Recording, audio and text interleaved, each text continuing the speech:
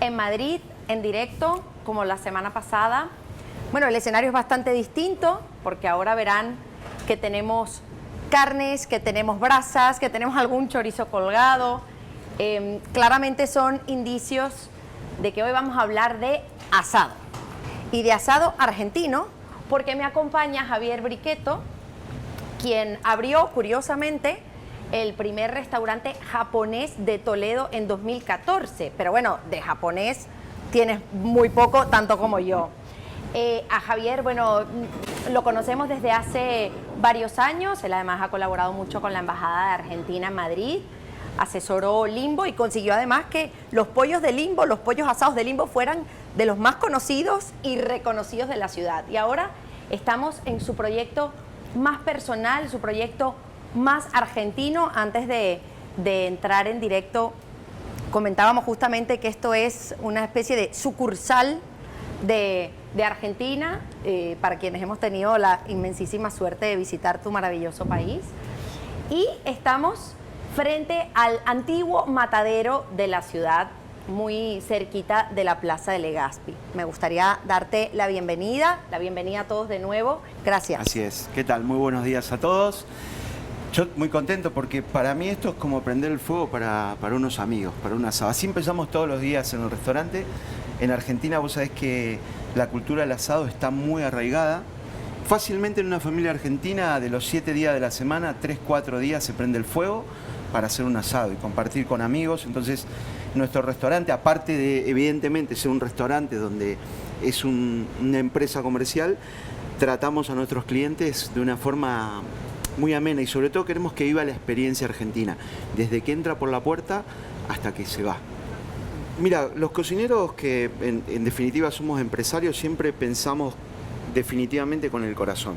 Difícilmente pensamos no hacemos o por lo menos yo no hago un análisis y un estudio de mercado de la competencia, que en general cuando uno monta un negocio debería hacerlo. Los cocineros nos llevamos y nos guiamos más por el corazón.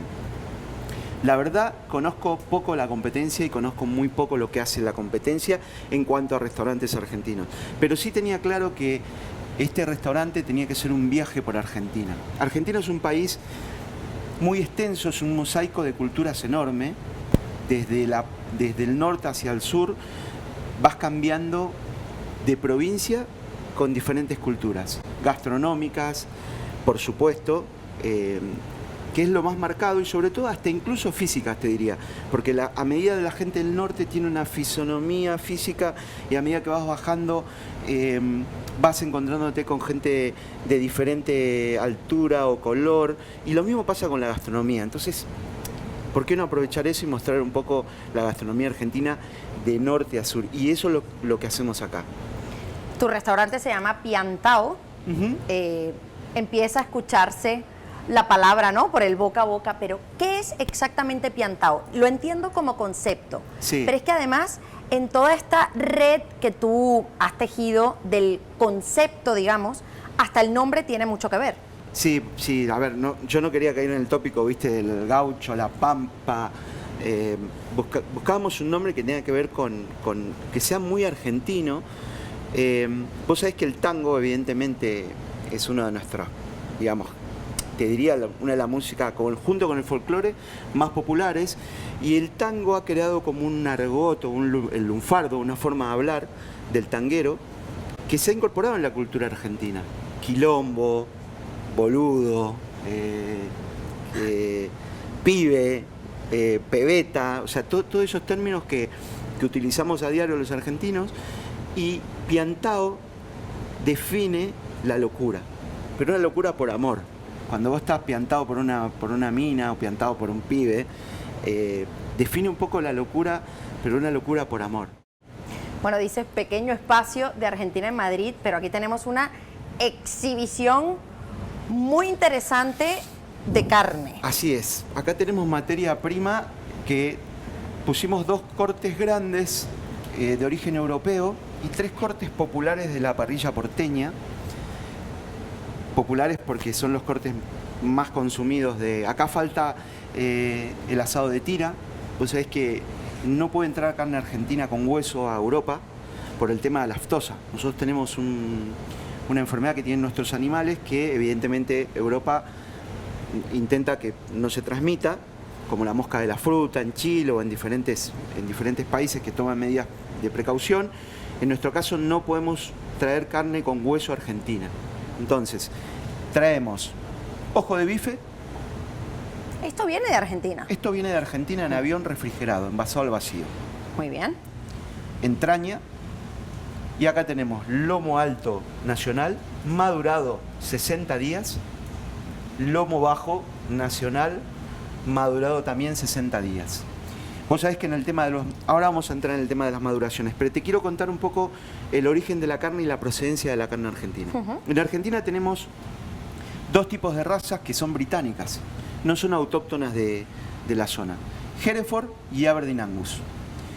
¿Qué se diferencia la carne argentina con el resto de las carnes o por qué tiene tanta fama la carne argentina? Principalmente por estas dos razas. Estas dos razas que han venido de Europa se han adaptado muy bien al terreno argentino. Nosotros en toda la zona de la Pampa húmeda tenemos el privilegio de tener una de las zonas más fértiles del mundo. Hay diferentes catalogaciones de tierra de acuerdo a la fertilidad de la tierra. Nosotros tenemos una de las más extensas y más importantes. El animal y los ganaderos tienen una tropa muy controlada. ¿Qué quiero decir? Vos sabés que tenés 1000 cabezas de Angus, 1000 cabezas de Hereford, no se te mezclan entre sí y el proceso es: nace el animal, toma la leche de la vaca durante 6 meses, durante el resto del año come pasto verde de la pampa. Pasto verde, ¿eso qué hace? Que tengas un color en la carne un poco más intenso, intensidad de sabor y terneza sobre todo. La carne de pastura se digiere mucho mejor que el feedlot, porque la carne y la grasa que tiene han sido procesos naturales de alimentación del animal. Por lo tanto, después de ese año de pastura, la legislación argentina dice que tiene que comer un mes de pienso para el engorde y luego pasa a sacrificarse. Esa es la diferencia de la carne argentina. Principalmente raza de animal, alimentación. Una vez que el animal se despieza, pasa un proceso de lo que es una especie de maduración durante 24 horas a una temperatura controlada para bajar el pH de la carne, la acidez de la carne. Luego se faena, se desposta. El carnicero argentino limpia al animal por músculo, a diferencia de otros carniceros del mundo. Es como un cirujano.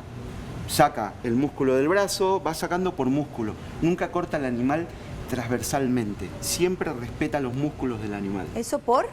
Eso es por un tema de cultura, digamos. Vos pensá que de esa manera vos diseccionás bien los cortes que van mejor para la brasa. No es lo mismo hacer una pierna o un jarrete o un morcillo de vaca a la brasa donde tenés mucho nervio que hacer un músculo donde solamente ha sido intercostal, donde el animal no tuvo movimiento. Entonces, tiene que ver con el uso que se le da a cada pieza. Siempre el comensal o el cliente valora mucho la terneza del producto. Si yo te pongo a vos una carne con mucho sabor pero está dura, lo más probable es que no te guste. Pero si yo te pongo una carne con terneza, poco sabor, lo vas a ver, la gente lo aprecia mucho más. ¿Esta carne la vamos a hacer aquí? Esta carne la vamos a hacer aquí. ¿Y cuáles son los pasos que debemos seguir Mira, para ponerla a la brasa? Antes de eso te voy a hablar un poquito del fuego y de la cultura argentina del fuego. Perfecto. Nosotros, es un tema cultural. Desde muy chicos estamos muy relacionados con el fuego, con la forma de asar. Aprendemos, no necesariamente una persona que trabaja en un banco o es contable te puede hacer un asado que te morís, porque toda su vida viene haciendo asado, sabe elegir el corte, sabe cómo salarlo, sabe cómo usar el fuego, cómo usar la parrilla.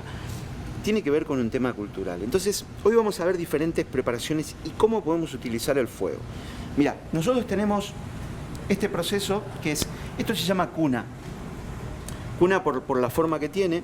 La cuna lo que nos sirve es para encender el fuego cuando la brasa cae y esa brasa la llevamos para la parrilla.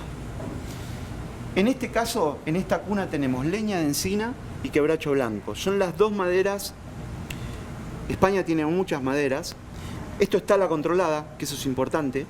O sea, la persona que nos vende o el proveedor que nos vende este producto es una tala controlada, permitida y que no está, digamos, no va y corta un árbol y te lo trae y te lo vende. Es una tala controlada. ¿Por qué usamos dos maderas? Porque las dos maderas son dos combustibles que te aportan diferente sabor a la carne. Aparte utilizamos carbón vegetal, combinado quebracho blanco, encina y carbón vegetal. Entre los tres hacemos una brasa que perdura en la parrilla y que no se va rápido, que te permite trabajar bien. ¿La mezcla de esa leña con ese carbón es tu idea? Es mi idea, exactamente. Cada asador tiene su propia idea. Hay gente que utiliza solo carbón porque el espacio no te lo permite o porque no te gusta trabajar la leña. La leña tiene un solo inconveniente, te genera mucha ceniza. Y esa ceniza nosotros la utilizamos para asar vegetales al rescoldo. En el campo, incluso acá mismo, si vos, por ejemplo, hice el fuego de mi chimenea y me queda la ceniza. Cojo un zapallo grande, lo guardo en la ceniza y al otro día lo retiro y tengo un zapallo o una calabaza perfectamente cocida en cenizas. La piel lo protege, retiro un poquito de aceite de oliva, sal.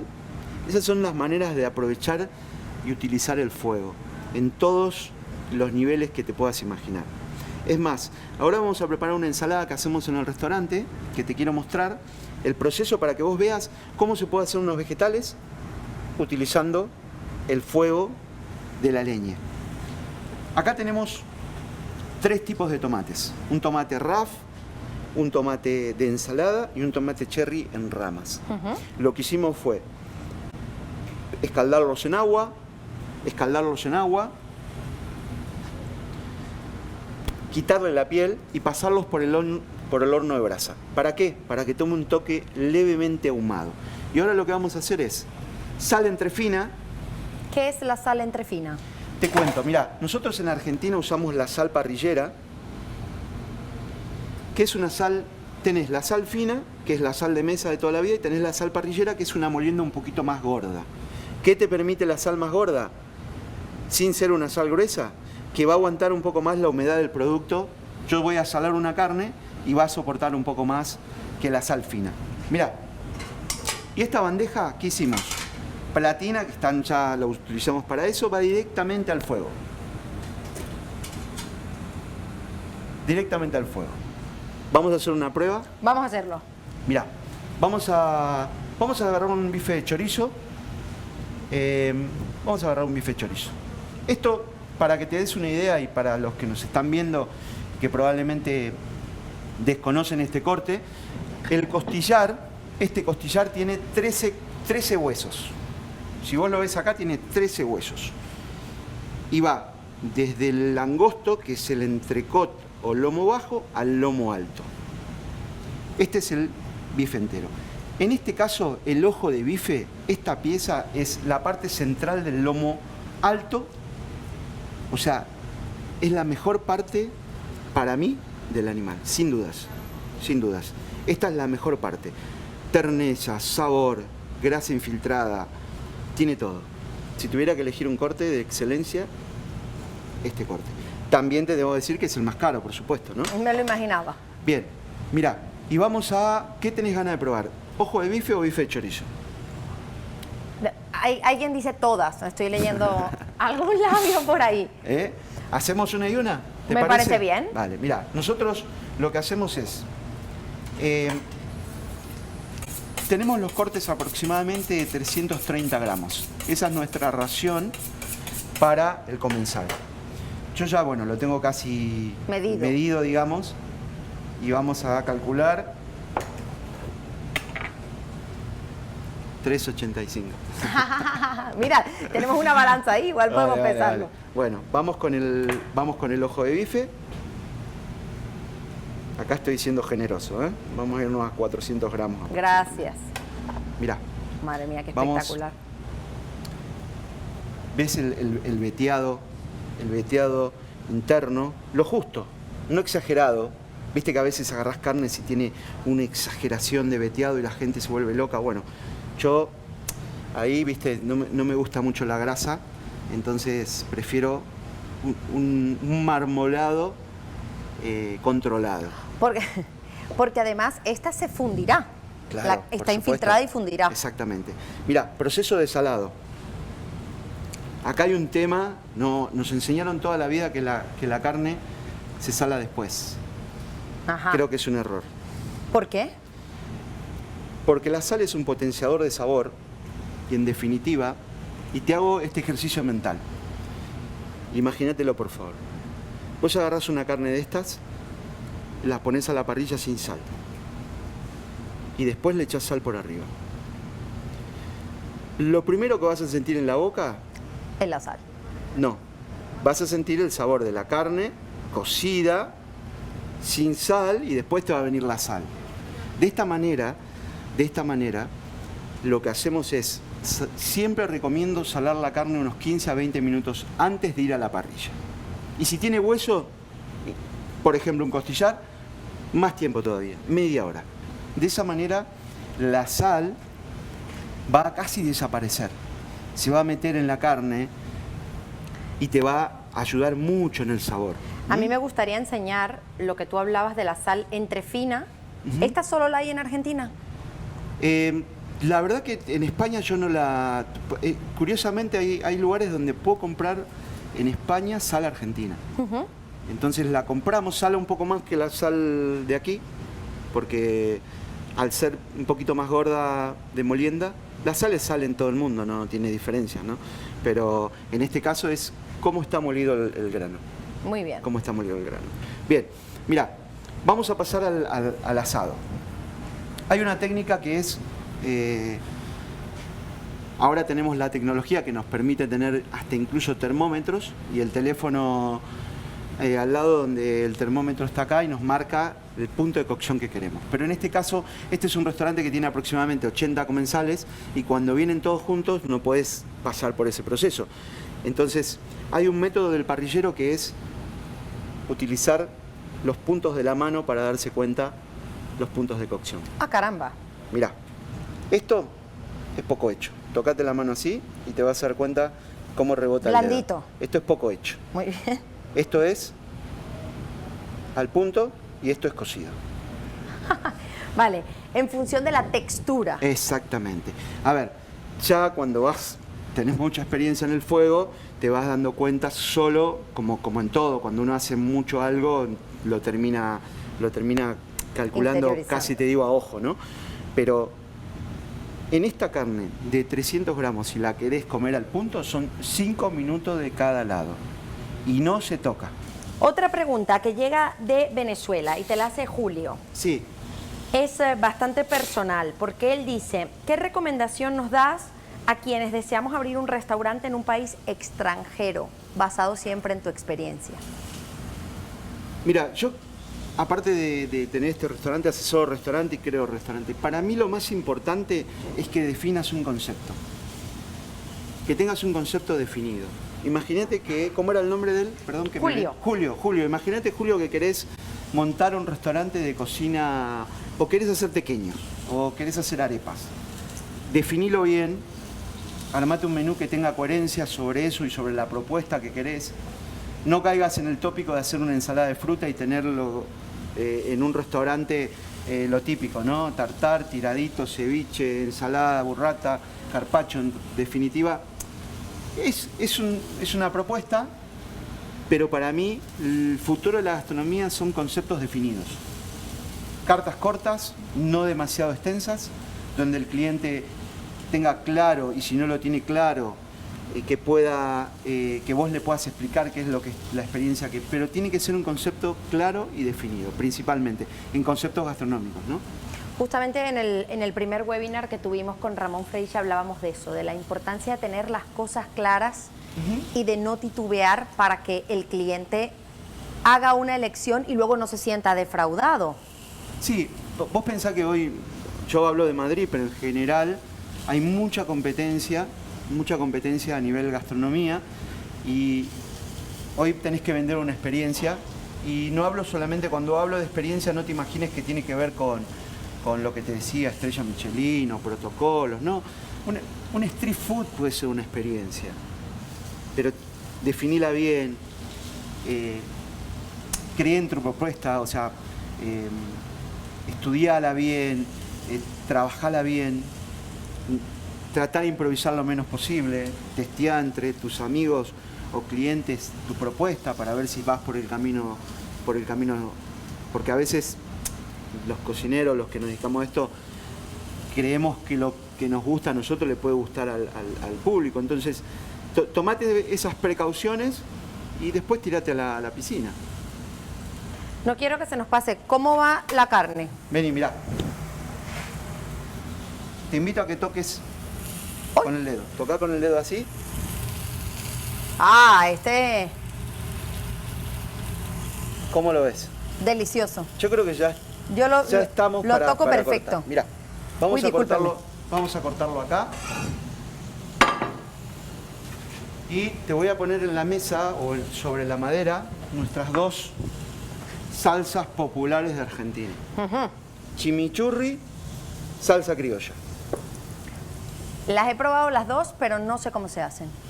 Muy simple, el chimichurri es una mezcla de especias secas que se hidratan, vinagre, aceite de girasol, ajo y luego yo por lo menos le agregamos o le agrego mucho perejil, pero exagerado, mucho perejil. Te diría que eso tiene un 50% de perejil y el otro 50% es de estas especias hidratadas que te conté. Ensalada criolla, cebolla blanca, pimiento rojo, pimiento verde, tomate, todo cortado uno por uno, salamos antes, vinagre, aceite, muy simple. Y son salsas que las podés mantener, el chimichurri, años, y la criolla un poquito menos porque ¿Las sacamos o se ven bien? ¿Hace falta sacarlas?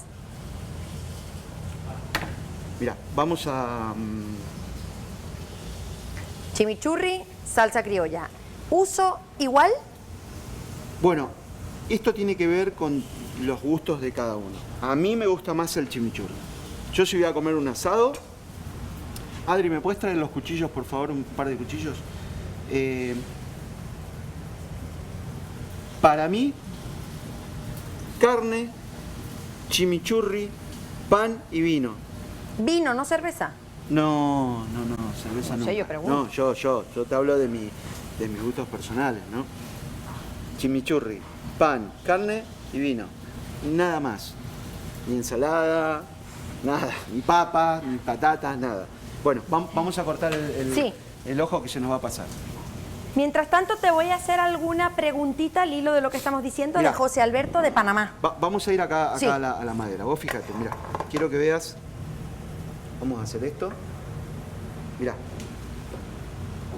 Qué horror.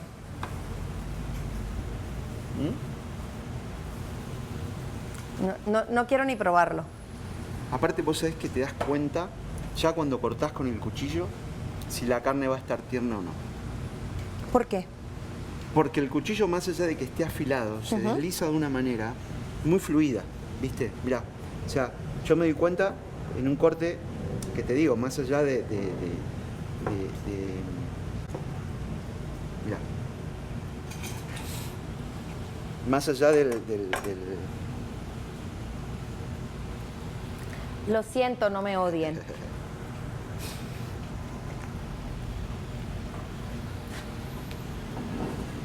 Mirá, vamos a presentarla para que se vea el punto.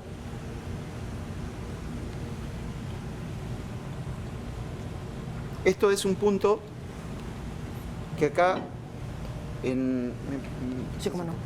acá sería para nosotros, de hecho en lo que es punto más para España, nosotros le llamamos punto argentino. ¿Sabés que a los argentinos se nos critica un poco por decir que tenemos muy buena carne y que no la comemos Bien. bien? Porque la comemos, te diría, punto más o un poco más hecha de lo normal, ¿no? Pero yo digo que la carne nuestra, al punto más, se aprecia mucho mejor. ¿Qué punto tenemos aquí? Acá tenemos punto español, a punto. Argentino sería un puntito más. No verías esto rosado. No verías eso rosado. Javi, te pregunta José Alberto de Panamá si usarías otra cosa aparte de la sal para dar sabor a las carnes. Bueno, vos sabés que los americanos, en los cuales son muy aficionados a la barbacoa o a la parrilla, usan muchos sazonadores. La verdad que yo creo que para el cerdo, por ejemplo, es interesante alguna chuleta de cerdo, usar algún sazonador, o si vas a utilizar el camado, viste que hay un horno del huevito este que se utiliza mucho, o una barbacoa de estas portátiles donde querés hacer alguna pieza, ya sea con un mix de especia tipo sazonador, o alguna salsa que vos crees como si fuera una barbacoa, me parecen interesantes. Yo las utilizaría, pero no para este tipo de carnes. Me parece que estas carnes merecen que se traten de una manera sal y a la brasa. Sobre todo para que puedas apreciar la textura y el sabor de la carne. Ahora, que te aburriste de comer mucho ojo de bife a la brasa, bueno, intentá, jugá como quieras, ¿no? Jugá como quieras, pero yo recomiendo que en este tipo de estos cortes, sobre todo los madurados, que son cortes, te diría premium, y no hace falta, yo no utilizaría, sería un poco más purista en eso, ¿sabes? Lolita de México. Sí. ¿Qué opinas de las técnicas de cocción al vacío para cortes más duros? ¿Cómo harías para luego usarlos a la parrilla? Me parece interesante, me parece un punto interesante. De hecho, nosotros, y te cuento que utilizamos alguna técnica, por ejemplo, en la molleja de corazón, que es otro corte muy tradicional de la parrilla argentina. Seleccionamos mollejas de 300 gramos, las salamos, le quitamos la piel, la desangramos en agua con hielo y luego le damos una cocción al vacío. De esa manera logramos que por fuera a la parrilla darle un toque muy crujiente y por dentro que esté muy tierna. Siempre que utilices un corte que tenga infiltración de grasa, te va a permitir una cocción al vacío, controlada, y luego ir a la parrilla. Es complicado, las carnes magras, pasar por ese proceso porque no vas a obtener el resultado que buscas. Pero sí que es una buena combinación de utilizar una precocción al vacío y luego terminar a la brasa. Es una combinación interesante. Luis Carlos de Brasil. ¿Qué consejo le das a aquellas personas que les gusta poner cortes grandes o enteros a la brasa? ¿Cuál es la mejor manera de prepararlos? Es importante cuando haces un corte grande, como te comentaba anteriormente con las piezas grandes, evidentemente es otro proceso. Y te voy a dar el ejemplo de esta pieza, por ejemplo, que es sin hueso, ¿no? Es una pieza que estará aproximadamente en los 4 o 5 kilos. Es un lomo bajo con mucha infiltración de grasa. Si yo lo quisiera hacer entero, lo salaría bien media hora antes y luego, si no tengo un ahumador, que evidentemente es complicado que tengamos todos un ahumador, lo importante es el calor residual. En este caso es, imagínate, si yo voy a hacer esta pieza, la voy a dejar aproximadamente a unos 50 centímetros del calor y la voy a dejar ahí, que el calor residual lo vaya cocinando de a poco y lo vaya ahumando y lo vaya como el humo acariciando, y de esa manera vas a tardar más porque probablemente tengas esa pieza unas 4 horas, pero el resultado va a ser un resultado diferente a lo que puedas haber comido en algún momento, porque vas a encontrar las cocciones lentas, lo que hacen es internamente la grasa que hablábamos que empiece a como en ebullición, y esa ebullición va como confitando la carne y te va a dar una terneza y un sabor único. ¿Cuánto tiempo dijiste que iba a estar esa pieza ahí? 4 horas. Perfecto. A las 4 volvemos. Te pregunta Daniel de Colombia, ¿cuáles son los usos y diferencias entre un asado a la parrilla y un asado en cruz? Bien, volvemos casi a lo mismo que hablábamos antes. La cruz es un método que se utiliza desde que la humanidad empezó a prender el fuego. Vos sabés que yo siempre digo que una vez que empezamos a utilizar el fuego y empezamos a cocinar los alimentos, incluso nuestra morfología cambió, la humanidad cambió. Y antes, ¿cómo se cocinaba? Con calor residual. Vos prendías un fuego, pinchabas un animal en una madera y lo dejabas ahí y tenía un calor residual. La diferencia está en que vas a tener, a mí particularmente me gusta mucho más el método de cocción a la cruz. ¿Por qué? Porque pones un cordero o un costillar, son 5 horas de cocción, ya sea un costillar o un cordero, son 5 horas de cocción al asador. 2 horas y media por cada lado. ¿Qué tenés? Vas a tener una carne con mucho sabor ahumado, mucha terneza, la carne se va a despegar del hueso. En la parrilla es todo lo contrario, por contacto. Una cocción rápida, la carne o el producto tiene que ser buena para poder apreciarla. Yo me quedo con la segunda. El asador, sin dudas, te da mucho más sabor ahumado, más terneza, pero tenés que tener la paciencia de esperar 5 horas que se cocine la pieza. Vos sabés que en el campo argentino tiene mucha tradición de lo que es lo autóctono y sobre todo sobre el asado. Cada gaucho tiene su facón y anda con su facón acá en una funda, en la cintura, pero esto no es para defensa personal. Esto es porque cuando te invitan a comer un asado, vos sacás tu cuchillo. ¿Ah, sí? Claro, vos tenés tu cuchillo y en este caso, mirá, los trajimos de Argentina, unos son con mango de hueso y otros son con mango de madera. Entonces cuando vos estás en la mesa y te bajan una carne, te marcamos la mesa con los cuchillos que come el gaucho en el campo argentino. Eso es tradición, pura tradición, pura tradición. Incluso el material que se utiliza es un acero carbono, que te diría que es un material bastante antiguo. Ahora los cuchillos son de un acero quirúrgico 18-8, pero esto es un acero de carbono antiguo que hay que cuidarlo, hay que cuidarle el filo, hay que cuidar un poco cómo los utilizas. Pero eso era un poco lo que te decía, ¿no? Los detalles, cómo queremos traer a Argentina al restaurante de una manera casi fundamentalista, te digo. Habrá más de uno que se lo habrá querido llevar. Mirá, implementamos una técnica que es, cada camarero tiene un rango que se le llama. Entonces al camarero le decimos, mira, te doy 10 cuchillos. Cuando termina el servicio, me tenés que devolver los 10 cuchillos. Entonces el camarero está atento a que cuando levanta la mesa... No se haya perdido ninguno por el camino. Pues son bastante golosos. Ya lo sé. Viste, te da una tentación ahí... De llevarte a Argentina a tu casa. Exactamente. Sí. Exactamente. No hicimos ningún recuento, pero no creo que nadie se haya tomado. Bueno, hoy lo vamos a hacer. Hazlo después de terminar este webinar. Hacemos un recuento. Más que nada por Bien. mí. Bien. Te pregunta José de España antes de ir con los vinos. ¿Qué cortes consideras que no deben ir a la parrilla?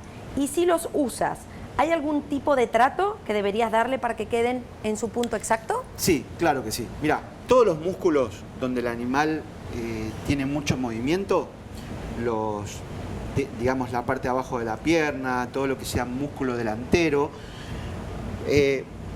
si directamente vas del producto a la parrilla, no. Te diría que antes le des una cocción, como comentaba nuestra amiga de México, le daría una previa cocción. Por ejemplo, un jarrete, que acá es el morcillo. Si vos al morcillo lo cocinás previamente y después lo cortás y lo llevas a la parrilla, puede funcionar.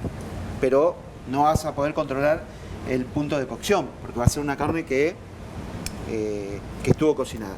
Respondiendo un poco a tu pregunta, todo bicho que camina termina en el asador seguro. Seguro. Hasta los novios. Hasta los novios. Pero tenés que buscar, en este caso, para estos cortes de carnes que no son tan nobles, una previa cocción antes de llevarlo a la brasa. La brasa te va a terminar de dar el sabor ahumado, crujiente, todo lo que hablamos. Sí que se puede. De fábula. Veo a Adri que viene con 3 copas. Entiendo que una será para mí. Qué suerte, qué afortunada. Muchas gracias. Muy bien. Bueno, ahora Adri te va a hablar de las propiedades que Sí, tiene por favor. Adri, yo soy tu Porque ayudante. tenemos, ¿Sí? Yo soy tu ayudante. Vos hablá del tenemos el torrontés. Tenemos torrontés, exactamente. Bueno, como contaba, estamos tratando de mostrar lo que es Argentina. Esto creo que es muy importante, es parte de Argentina. Y aparte, esto se da muy bien para hacer maridajes tradicionales o regionales. Entonces, por ejemplo, este tipo de torrontés queda muy bien con las humitas que hacemos aquí en Piantado, que son receta original y casera. ¿Qué son las humitas? Las humitas es un cocido de maíz que se hace en la misma hoja que nosotros le llamamos chala. Se cuece al vapor y luego se abre la hoja y... Para la gente que nos está mirando, lo más similar es parecido Un al tamal. tamal. Parecido, pero no es lo mismo, porque no está relleno. Es puro maíz, fresco, rallado, cocido al vapor, muy suave, ideal para acompañar a las carnes. Y con el torrontés, que apelamos al maridaje regional, queda muy bien. Entiendo que mucha gente no se imaginará que tú tengas vino blanco porque se asocia carne a vino tinto. ¿Cómo se va rompiendo ese mito? Si bien es verdad que por ahí lo más fácil resultaría hacer maridajes por cromáticos, quizás, entonces se puede apelar a que, no sé, carnes blancas, pastas o guarniciones y salsas blancas con vinos blancos, y guarniciones, salsas rojas, etcétera, con vinos tintos, es lo más fácil para hacer. Hoy en día yo creo que se está amoldando un poco más. Por ahí, lógico que con una carne un torrontés no va a combinar muy bien, siendo sincera, pero sí con otro tipo de preparaciones mollejas, como, por ejemplo. como las mollejas o la humita y demás.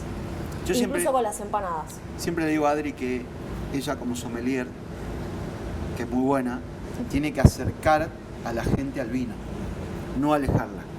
Porque viste que cuando viene un sommelier a la mesa te empieza, bueno, un vino del terruño, y vos te quedás mirándolo como diciendo, No entiendo nada. ¿quién me ¿Qué está está contando? Acercá al cliente al vino.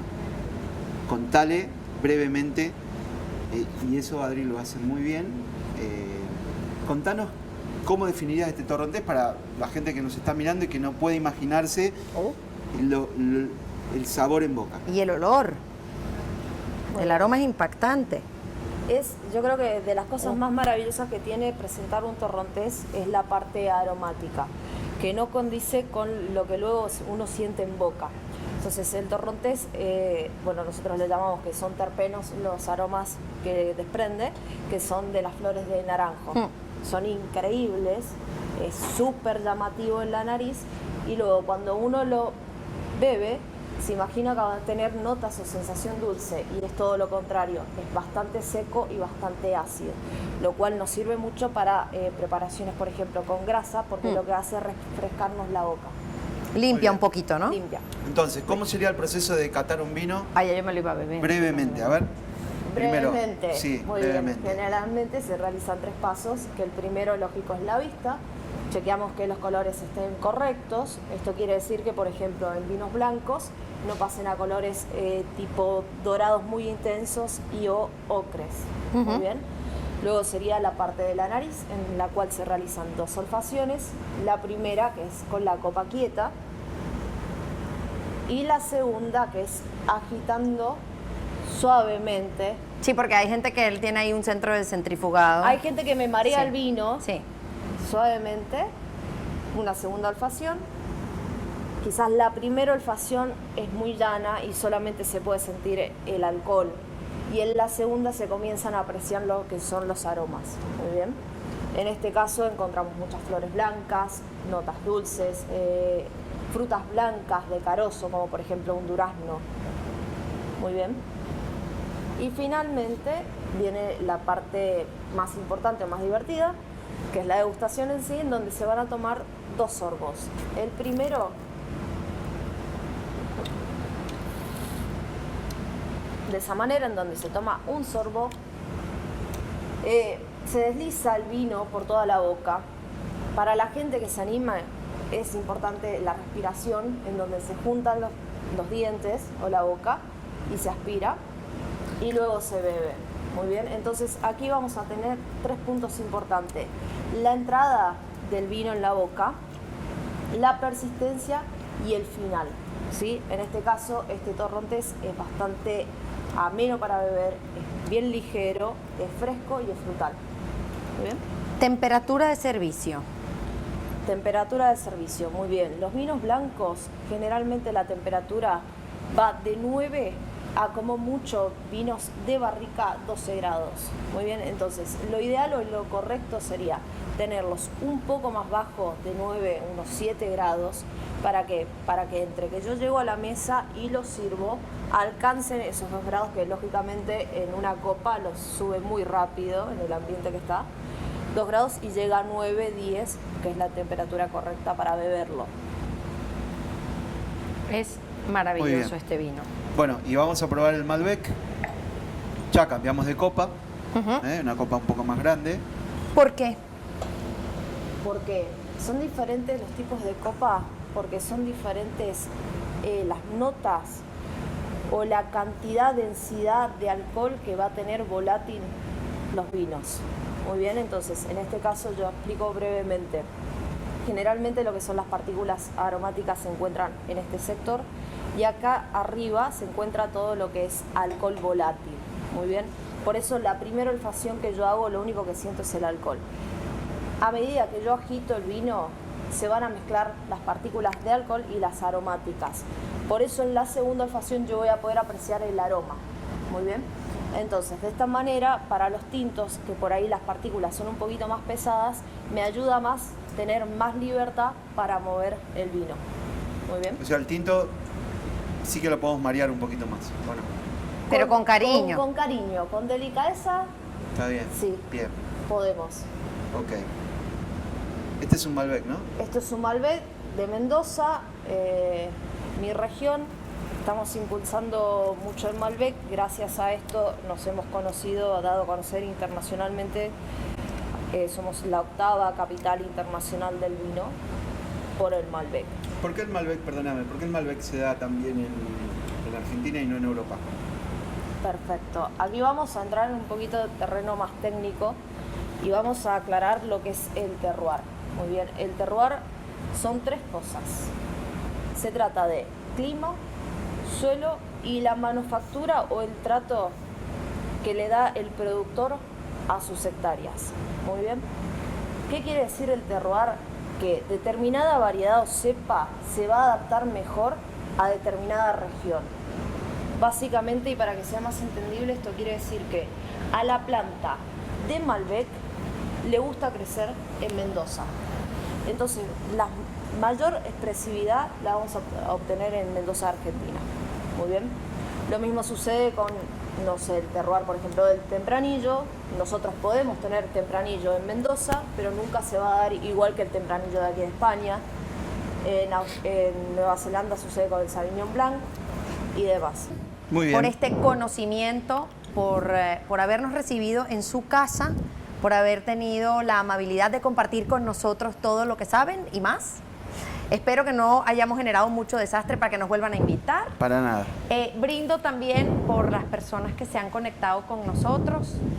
Ya saben que seguimos haciendo estas clases en directo porque para nosotros son muy importantes. Brindo por Chef Campus, por todo el equipo técnico, por la academia. ¿Quién me falta? Por la carne, por el chorizo, por el cuchillo, por Adriana y por Javier. Muchísimas gracias y hasta la próxima.